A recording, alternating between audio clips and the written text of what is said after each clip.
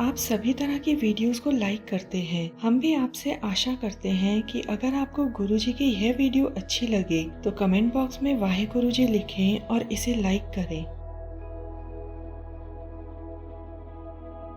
एक व्यक्ति ने गुरु प्रेमानंद महाराज जी से प्रश्न किया है कि श्री गुरु ग्रंथ साहिब जी के अंदर जो वाहेगुरु शब्द आया है, उस वाहेगुरु शब्द का अर्थ है श्री कृष्ण जी। उनके कहने का अर्थ है कि श्री कृष्ण ही सारे ब्रह्मांड के रचयिता हैं, यानी ईश्वर हैं।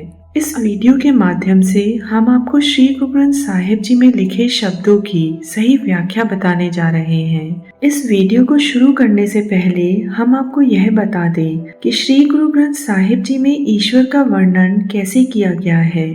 श्री गुरु ग्रंथ साहिब जी अंग 1 में कहते हैं कि एक ओंकार यानी परमेश्वर सबको जीवन देने वाला एक ही है। यहाँ यह भी लिखा हुआ है कि वह अकाल मूर्त है और अजूनी सहभंग है।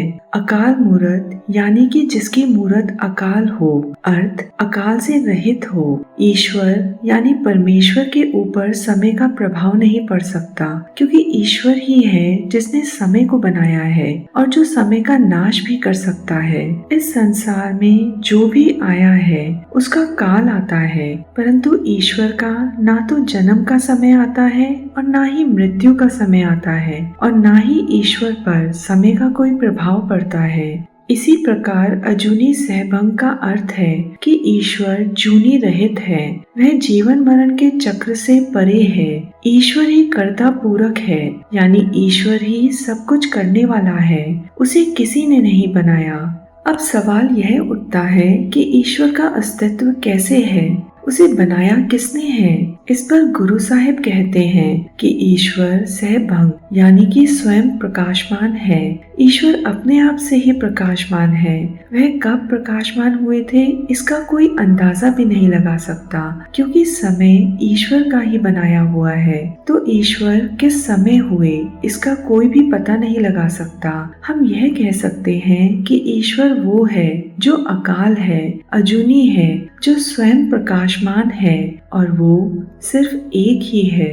श्री गुरु अर्जन देव जी भी कहते हैं कि हमारा जो गोविंद है, हमारा जो ईश्वर है, वो ऐसा है कि उसके गुण बेअंत हैं, उसका वर्णन करना बेहद मुश्किल है।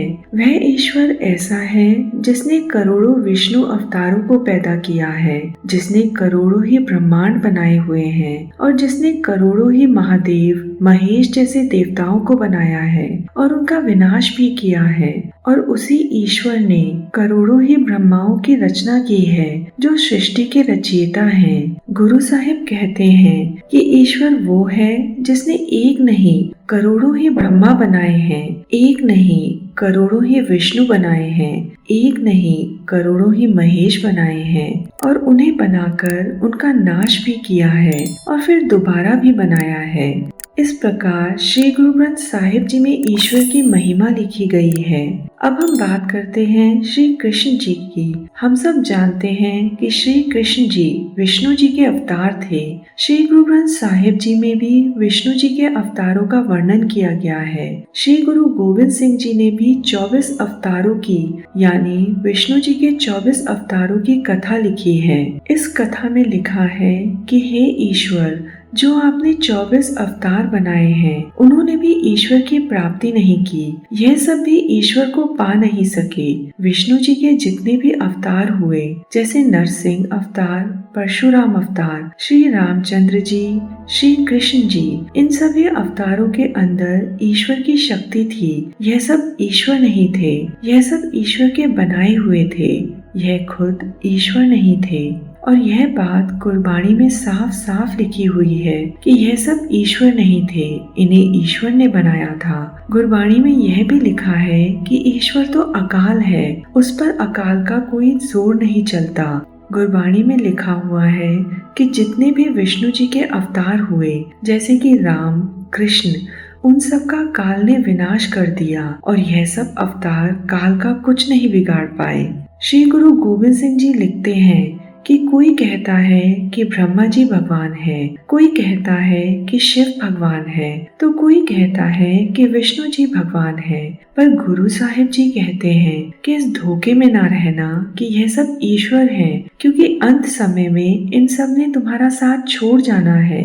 जब असल में तुम्हारे कर्मों का लेखा होगा, उस अंत समय में सिर्फ ईश्वर की भक्ति ही काम आएगी। वो ईश्वर जो सदा स्थिर है, जो पहले भी था, अभी भी है और आगे भी रहेगा, यानी जो अकाल है। श्री गुरु गोविंद सिंह जी आगे कहते हैं कि जो ईश्वर आदिकाल से है, जिसकी कोई योनि नहीं है, तो उसको तुम क्यों कहते हो कि उस ईश्वर ने देवकी की कोख से जन्म लिया। ईश्वर तो कभी भी गर्भ से नहीं आ सकता, वो तो अजूनी है। ईश्वर का ना तो कोई पिता है और ना ही कोई माता, तो उस ईश्वर के पिता का नाम वासुदेव कैसे हो सकता है। ईश्वर को बनाने वाले माता पिता नहीं हुए, ईश्वर तो अपने आप प्रकाशमान है। उनके कोई माता पिता नहीं है, बल्कि वह खुद ही सारी सृष्टि के माता पिता हैं। और यही बात भगत कबीर जी ने भी कही है। वह कहते हैं कि हमारे ईश्वर तो वो हैं जिनकी ना तो कोई माँ है और ना ही कोई पिता।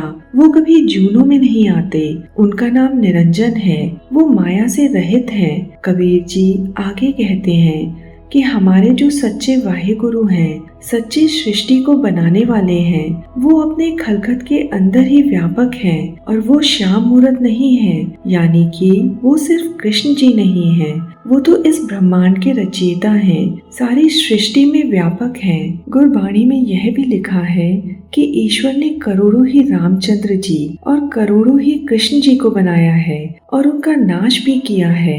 वो ही संसार के कर्ता धर्ता हैं। इन सब पंक्तियों से स्पष्ट हो जाता है कि श्री गुरु ग्रंथ साहिब जी के अनुसार श्री कृष्ण जी परमेश्वर या वाहिगुरु नहीं है। श्री कृष्ण जी की रचना ईश्वर ने की है और ईश्वर ही है जिसने श्री कृष्ण जी का विनाश किया है। श्री गुरु ग्रंथ साहिब जी के अंदर यह शब्द भाटों ने उच्चारण किए हैं। भाट उच्च कोटि के ब्राह्मण थे।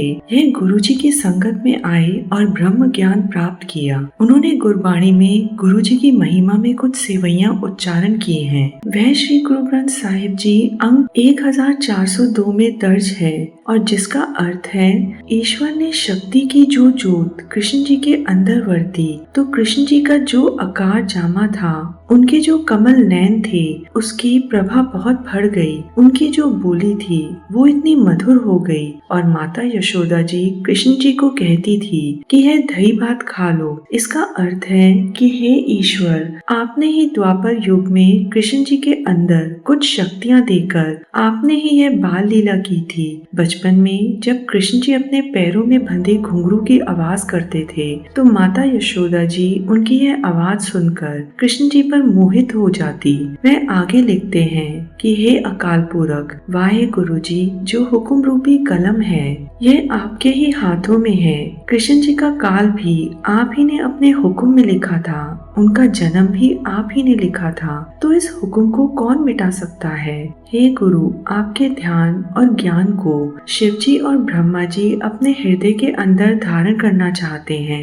हे वाहे गुरु, आप ही आदि पूरक हो जिसने सारे संसार की रचना की है। आप सदा ही स्थिर रहने वाले हो, आप जन्म और मृत्यु के चक्र से परे हो। तो इस प्रकार इस सेवई के अंदर, कृष्ण जी के जामे के अंदर ईश्वरने की जो जोत वर्ती थी उसकी महिमा हो रही है। अगर वो जोत कृष्ण जी में नहीं वर्ती होती तो उस शक्ति के बिना कृष्ण जी कंस का वध नहीं कर सकते थे, राजा उग्रसेन को राज्य नहीं दे सकते थे। तो यह जो शक्ति है, इस शक्ति का वर्णन इन शब्दों में किया गया है।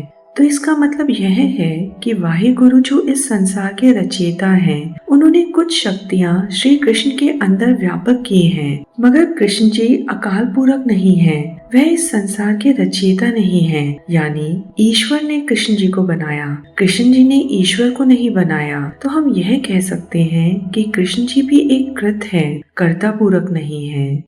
सतनाम श्री वाहे गुरु।